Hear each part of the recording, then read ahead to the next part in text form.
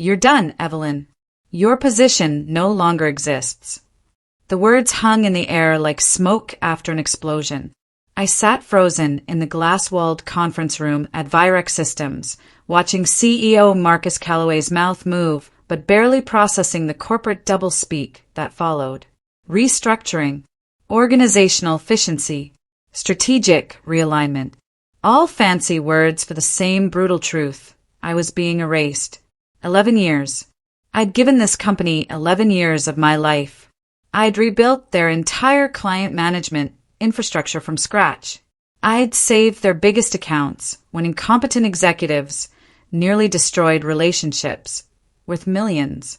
I'd worked weekends, holidays, through my mother's funeral, through my divorce. I'd bled for Virex Systems while everyone else collected bonuses and promotions. And now Marcus sat across from me, his expensive suit perfectly pressed, his expression carefully neutral, telling me I was no longer needed. Security stood by the door, not because I was dangerous, but because humiliation requires witnesses. The HR director, Patricia Gomez, wouldn't meet my eyes. My direct supervisor, Kyle Henderson, stared at his laptop like it held the secrets of the universe. They expected tears. They expected begging. They expected me to crumble like everyone else Marcus had discarded over the years. I didn't give them the satisfaction. "I understand," I said quietly, my voice steady despite the rage building in my chest. "When do you need me to clear out my office?" Patricia finally looked up, surprised. "We'd appreciate it if you could gather your personal belongings today. We'll have someone from IT retrieve your laptop and access cards." Marcus leaned back in his chair, a slight smirk playing at the corners of his mouth. He'd expected a fight. He'd probably rehearsed responses to my anger, my protests, my desperate attempts to save my job. My calm acceptance threw him off balance, but only for a moment. "We're prepared to offer a generous severance package," he said, sliding a folder across the table. 3-month salary, continuation of benefits, and a positive reference letter. I opened the folder without emotion. The numbers were insulting. 11 years reduced to 12 weeks of pay. My contributions to this company were worth millions, but they were offering me pocket change and expecting gratitude. I signed without reading the fine print. Let them think they'd won. Let them believe I was just another disposable employee, quietly accepting defeat. But as I walked out of that conference room, I was already planning. The elevator ride down to my office felt eternal. Colleagues I'd worked with for years suddenly found reasons to avoid eye contact. They ducked into conference rooms, pretended to be absorbed in phone calls, turned down hallways in the opposite direction. Fear was contagious in corporate America. If they acknowledged my termination, they'd have to admit it could happen to them too. Only Trevor Huang, a junior analyst I'd mentored for the past 2 years, had the courage to meet me at my office door. "Evelyn, I just heard," he whispered, glancing over his shoulder. "This is insane. You built half the systems we use. How are we supposed to?" "You'll figure it out," I interrupted gently. Trevor was a good kid, smart and hardworking, but he didn't need to get caught in whatever crossfire was coming. "You're talented, Trevor. Don't let this place make you forget that." He looked like he wanted to say more, but Kyle appeared at the end of the hallway, watching us. Trevor nodded once and hurried away. I began packing my personal items, slowly, methodically. Photos, plants, the coffee mug my daughter made in 3rd grade art class. 11 years fit into 2 cardboard boxes. As I packed, my phone buzzed constantly. Text messages from clients I'd worked with for years, all asking the same questions. Was it true? Was I really leaving? Who would handle their accounts now? I didn't respond. Not yet. Let them panic. Let Virex Systems scramble to explain why their most reliable point of contact had suddenly vanished. Let Marcus deal with the fallout he'd created. Patricia appeared in my doorway with a security guard. "We'll need your laptop and building access now." I handed everything over without protest. They watched me carry my boxes to my car, probably expecting some dramatic final statement. I gave them nothing but a polite smile. The drive home was when reality finally hit. I was 42 years old, unemployed for the first time in 2 decades with a mortgage and a daughter starting college in the fall. The severance would barely cover 3 months of expenses. My career at Virex was supposed to be my security, my retirement plan, my proof that hard work mattered. Marcus Calloway had stolen that from me, not because of performance issues, not because of company failure, but because I'd made him uncomfortable at a board meeting 3 months ago when I'd corrected his wildly inaccurate presentation about client retention rates. He'd been wrong, and I'd been stupid enough to prove it in front of people he needed to impress. That night, I couldn't sleep. I lay in bed, staring at the ceiling, replaying every interaction with Marcus over the past 11 years. I'd never liked him, but I'd respected the position. He'd taken over as CEO 5 years ago after the founder retired, and he'd immediately started reshaping the company in his image. Gone were the collaborative meetings and transparent communication. In their place came corporate hierarchy and carefully controlled information. Marcus surrounded himself with people who agreed with everything he said. Employees who questioned his decisions found themselves reassigned to less visible roles or quietly pushed out. I'd watched it happen to others and told myself it wouldn't happen to me because I was too valuable. I'd believed my track record would protect me. I'd been wrong. Around 3 a.m, exhausted but still wide awake, I opened my laptop. Old habits died hard. I found myself checking email, reviewing client files I no longer had access to, mentally running through the projects I'd been managing. That's when I remembered something Marcus had mentioned at a company dinner 6 months ago. He'd been drinking, bragging to a table of executives about his side venture, a small tech startup called Nexus Innovations, focused on automation software for mid-sized businesses. He'd laughed about how it was his backup plan, his insurance policy against corporate life. I spent the rest of the night researching Nexus Innovations. What I found was simultaneously pathetic and perfect. The company was failing. Marcus had started it 3 years ago with 2 partners, both former Virex executives he'd pushed out. They'd secured initial funding based on Marcus's reputation and connections. But the product development was a disaster. The software was buggy, the customer service non-existent, and the business model fundamentally flawed. Reviews were brutal. Clients complained about broken promises and missed deadlines. The few employees listed on LinkedIn were already jumping ship. The company's social media had gone silent months ago. Nexus Innovations was circling the drain, kept barely alive by Marcus's periodic cash injections and his refusal to admit failure. Most people would have seen a dying company not worth the effort. I saw opportunity wrapped in poetic justice.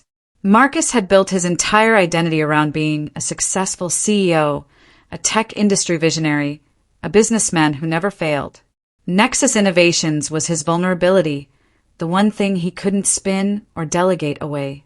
And he was so focused on his Virex power plays that he'd completely neglected his own startup. I started making calls. My first call was to Vincent Torres, a venture capitalist I'd met at an industry conference 2 years earlier. We'd stayed in touch, occasionally grabbing coffee when he was in town. Vincent was smart, ruthless, and always looking for undervalued opportunities. "Evelyn, I heard what happened at Virex," he said when he answered. "Marcus Calloway is an idiot. You were the only person keeping that place running."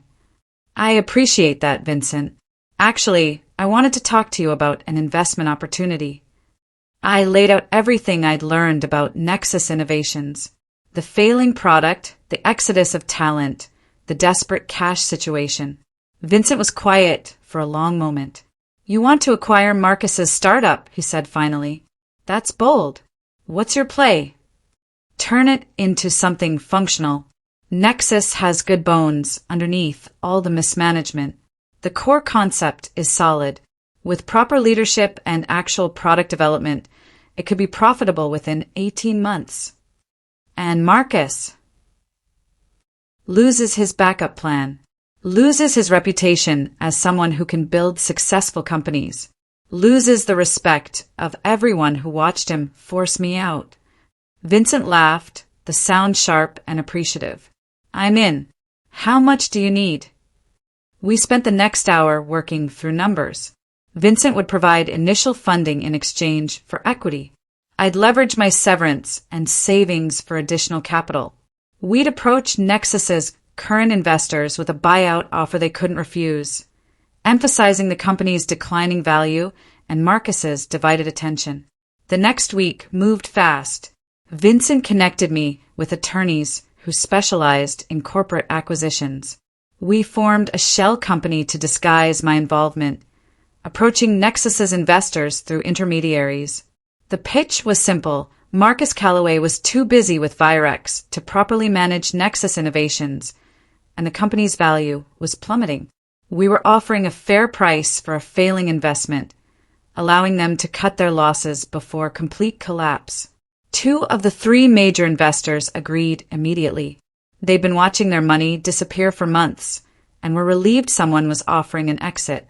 The 3rd investor was harder to convince, but Vincent personally reached out with industry contacts who confirmed Nexus's dire situation. He agreed to the buyout within 48 hours. Marcus's 2 partners were even easier. They'd been trying to distance themselves from the company for over a year, frustrated by Marcus's micromanagement and refusal to listen to feedback. When we offered to buy them out at a price higher than the company's current valuation, they practically sprinted to sign the paperwork. None of them knew I was involved. The acquisition was structured through multiple legal entities, with Vincent's firm listed as the primary investor. My name appeared nowhere in the public documents. Marcus had no idea his backup plan was being dismantled piece by piece. While the acquisition moved forward, chaos erupted at Virex Systems. I heard about it through Trevor, who called me 3 days after my termination. Evelyn, everything's falling apart, he said, his voice panicked. The Ashton account is threatening to leave. The automated reporting system you built keeps crashing, and nobody knows how to fix it. Kyle's running around like his hair's on fire, and Marcus is in emergency meetings with the board. I'm sorry to hear that, Trevor. Can't you come back? They'd hire you as a consultant. They need you. No, Trevor. I've moved on. But I hadn't moved on. I was watching, carefully tracking every failure, every client complaint, every system breakdown. Not because I wanted Virex to fail entirely, but because I needed Marcus to feel the consequences of his arrogance. He dismissed me as disposable, easily replaced. Now he was learning the cost of that mistake. The Ashton account, worth $3 million annually, officially terminated their contract after 2 weeks of poor service. Their statement, leaked to industry publications, specifically mentioned the departure of key personnel and declining quality. They didn't name me, but everyone in the industry knew who they meant. 2 more major clients followed within the month. The Nexus Innovations acquisition finalized on a Tuesday morning. I sat in Vincent's downtown office, reviewing the final paperwork. With a few signatures, I became the majority shareholder and CEO of Marcus Calloway's failing startup. Congratulations, Vincent said, pouring champagne. You now own a disaster. I own potential, I corrected. There's a difference. The first order of business was product development. I hired 3 software engineers who'd left Nexus months earlier, frustrated by Marcus's interference. They were thrilled to return under new leadership, especially when I actually listened to their suggestions for fixing the automation software. I brought in a customer service specialist to handle client complaints and rebuild relationships. I restructured the business model, focusing on realistic timelines and deliverable promises instead of Marcus's habit of overpromising and underdelivering. Most importantly, I stayed invisible. Press releases announced new ownership and management changes, but my name appeared nowhere. Industry publications reported that Nexus Innovations had been acquired by a venture capital group focused on turning around struggling tech companies. Marcus, busy dealing with the ongoing crisis at Virex, barely noticed. Why would he? Nexus had always been his side project, the thing he talked about at dinner parties but never actually managed properly. He probably assumed some investor had finally gotten fed up and taken over. He had no idea how right he was. 3 months after my termination, I attended a technology conference in San Francisco. It was risky but necessary. I needed to rebuild my professional network, establish my reputation separate from Virex, and start positioning Nexus Innovations as a legitimate player in the automation software market. I kept a low profile, attending panels and networking sessions without drawing attention. But on the second day, I ran into Claire Donovan, a former colleague from Virex who'd left years ago to start her own consulting firm. "Evelyn Parker," she said, embracing me warmly. "I heard what Marcus did. That man is an absolute snake." We grabbed coffee, catching up on industry gossip. Claire had maintained connections throughout the tech sector and filled me in on Virex's continuing decline. 3 more clients had left. The board was asking hard questions about Marcus's leadership. Internal morale was at an all-time low. "The word is that Marcus is panicking," Claire said. "He's trying to pivot, looking for partnerships and acquisitions to stabilize the company. Rumor has it he's even reaching out to smaller firms, trying to rebuild the client base you created." "Interesting," I said neutrally. Claire studied me for a moment. "You're planning something." "I'm planning my next career move. That's all." She smiled knowingly. "Well, when your next career move happens, call me. I'd love to collaborate." For months post-termination, Nexus Innovations launched our updated automation software. The product was everything Marcus's version should have been. Functional, user-friendly, properly supported. We'd spent months in development, testing every feature, incorporating client feedback, building something genuinely useful. The launch was modest, targeted at mid-sized businesses that needed affordable automation solutions. We weren't trying to compete with industry giants. We were filling a gap Marcus had identified but failed to address properly. Initial response was positive. Early adopters praised the software's reliability and our customer service. Industry reviewers noted the dramatic improvement from Nexus's previous offerings. Within 6 weeks, we'd signed contracts worth $500,000. Marcus still didn't know I was involved. As far as he knew, Nexus Innovations was some struggling startup that had been acquired and turned around by anonymous investors.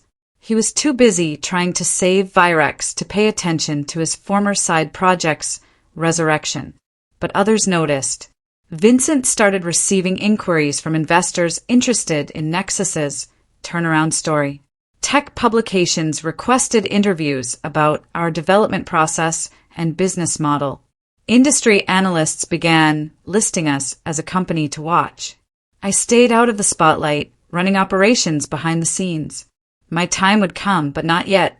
The turning point came 6 months after my termination. Marcus, desperate to stabilize Virex, started exploring partnerships with smaller tech companies. His strategy was transparent. Acquire successful startups, integrate their technology, use their client bases to replace what Virex had lost.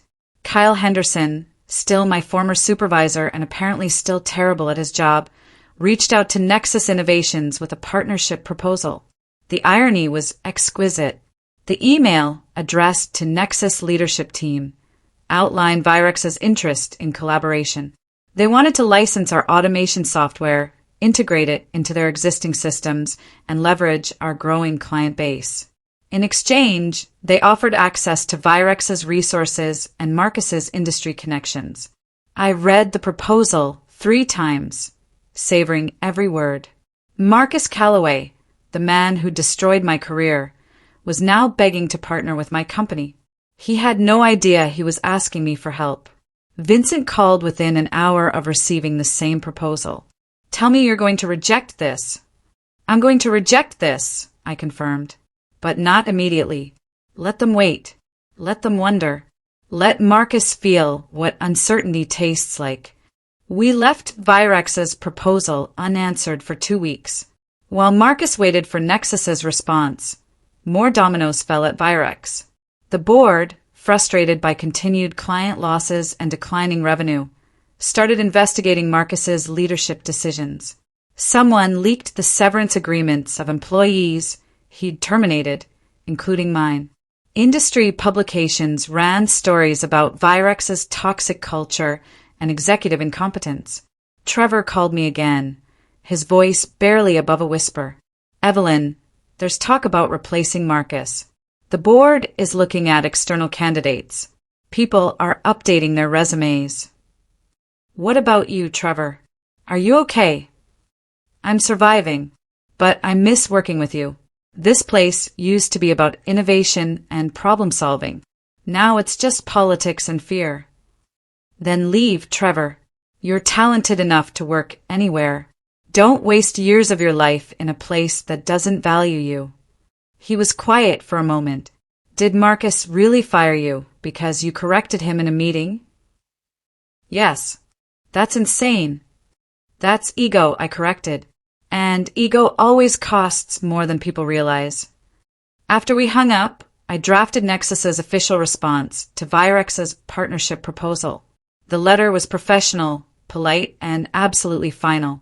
We thanked them for their interest, but explained that Nexus Innovations was focusing on organic growth and wasn't pursuing partnerships at this time.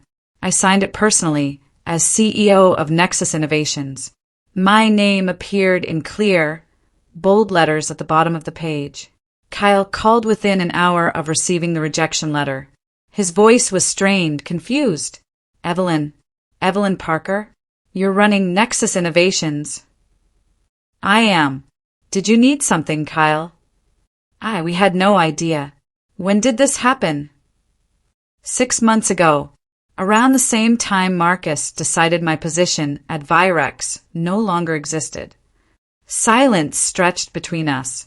I could almost hear Kyle's brain working, piecing together the implications. Marcus had forced out his most valuable employee, who then acquired his failing startup and turned it into a legitimate competitor. "This partnership could benefit both companies," Kyle finally said, his tone shifting to desperate. "We could combine resources, share technology. Nexus would have access to Virex's established client base. Nexus has its own client base. We're growing quite well independently. Evelyn, be reasonable. Whatever happened between you and Marcus, it doesn't have to affect business opportunities." "You're right, Kyle. It doesn't have to, but it does. Because business is built on trust, and I don't trust Marcus Calloway. I don't trust a CEO who fires people for telling the truth. I don't trust a leader who values ego over competence. And I certainly don't trust a company that would rather protect one man's pride than acknowledge their mistakes." I hung up before he could respond. Word spread fast. Within days, the industry knew that Evelyn Parker, the executive Marcus Calloway had dismissed during restructuring, was now running the startup he'd neglected. The narrative was too perfect to ignore. Competent employee betrayed by arrogant CEO, only to rise from the ashes and reject his desperate attempts at partnership. Tech publications requested interviews. I declined most, accepting only one with an industry magazine known for thoughtful analysis rather than gossip. The interview focused on Nexus's turnaround, leadership philosophy, and the importance of respecting employee expertise. I never mentioned Marcus by name, but everyone knew who I was talking about.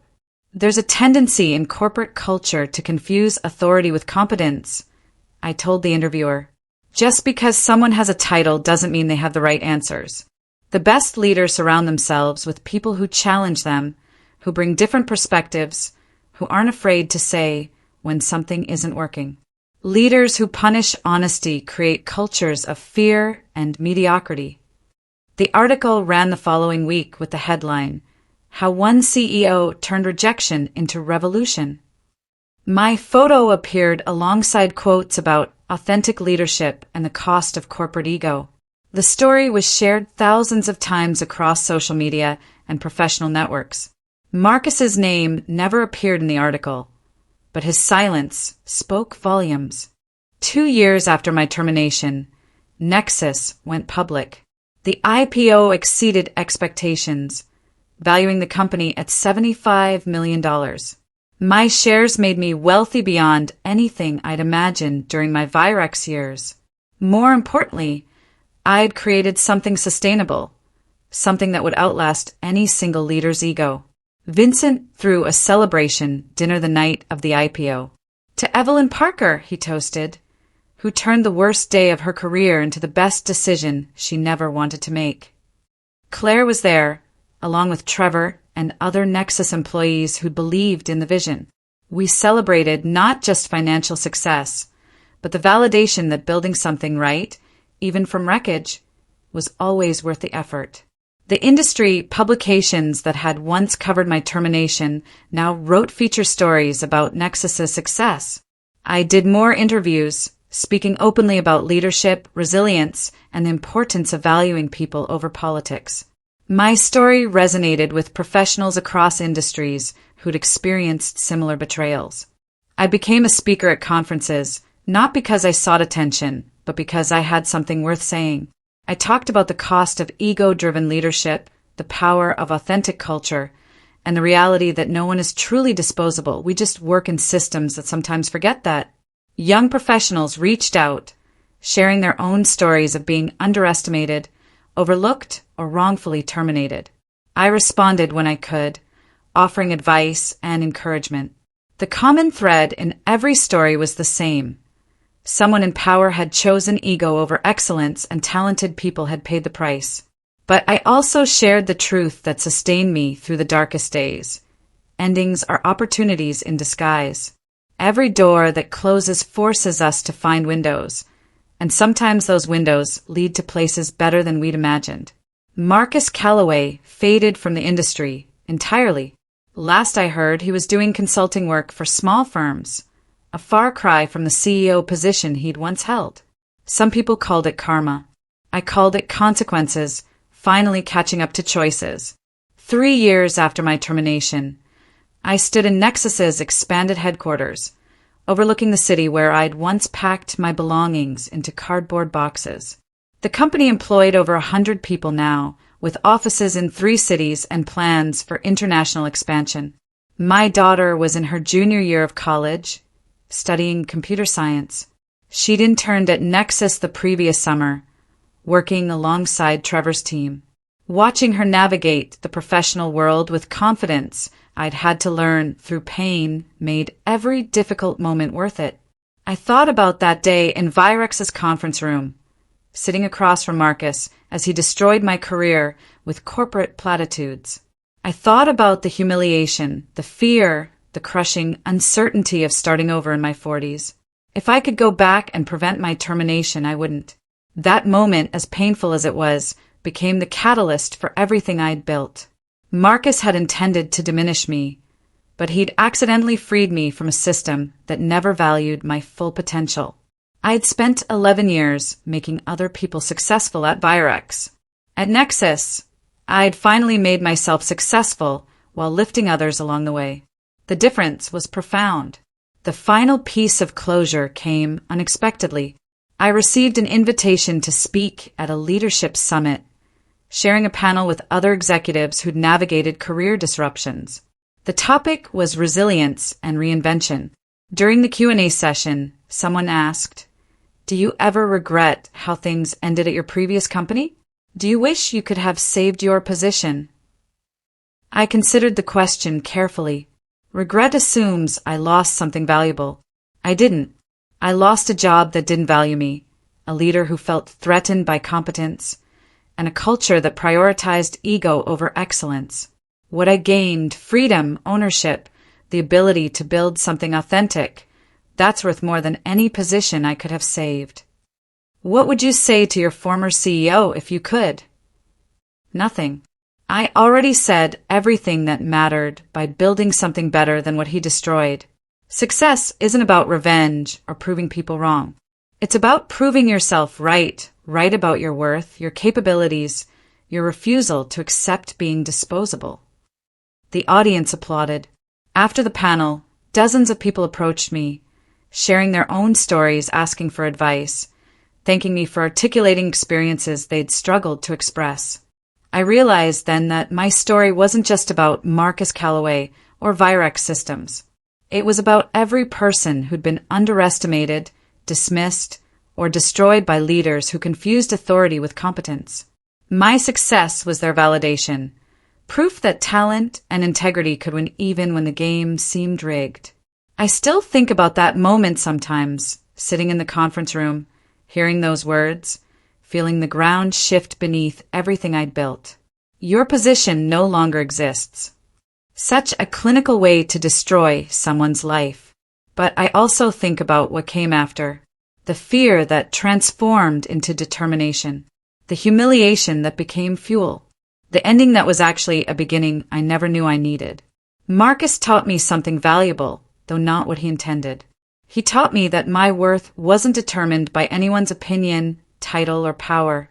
He taught me that being underestimated was an advantage if I was smart enough to use it.